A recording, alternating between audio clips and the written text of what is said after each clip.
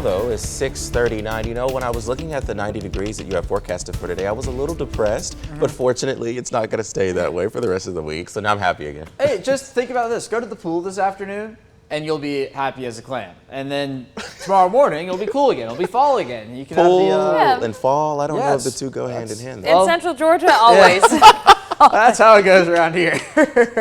No, it was funny because over the weekend I was talking to somebody like, hey, let's go to the pool on Saturday. I was like, there's football on. What are you talking about?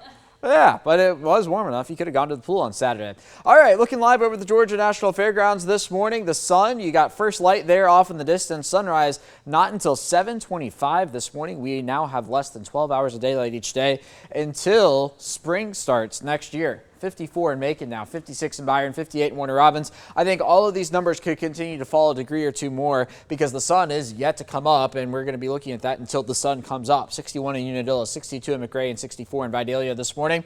The radar is quiet, not expecting to see anything this morning, and really for that matter, across the southeast, we're quiet in Georgia and in the Carolinas. You get over into Alabama, Mississippi, and then even more so towards Texas, running into showers and storms this morning. Now, that's kind of the weather system that's going to make its way to us by the middle part of the week. I say kind of because it's the same piece of energy, but it's not going to be the same rainfall, if that makes sense. Regardless, it's going to create for cloudy skies by the time we get to Wednesday.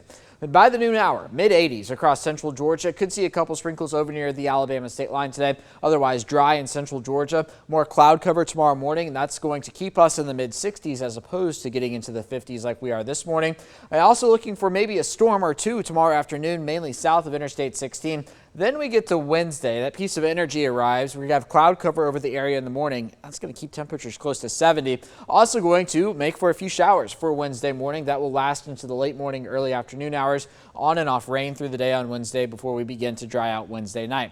That doesn't mean we're going to be dry for Thursday and Friday. It's just drying out for Wednesday night.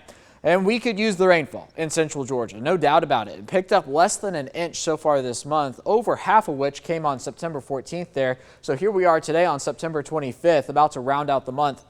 And we're talking about down almost 2 inches on the month, and we do need that rainfall. 87 for tomorrow, 80 on Wednesday, 78 on Thursday. So that's the benefit of the rain and the clouds moving into central Georgia. High temperatures going from above average to below average. So watching for that chance of rain through the end of the week, but then drying out through the weekend. There's Friday there, mostly dry across central Georgia. Something similar for Saturday. I tell you what, if you're headed down to Florida, pack the rain jacket through the weekend.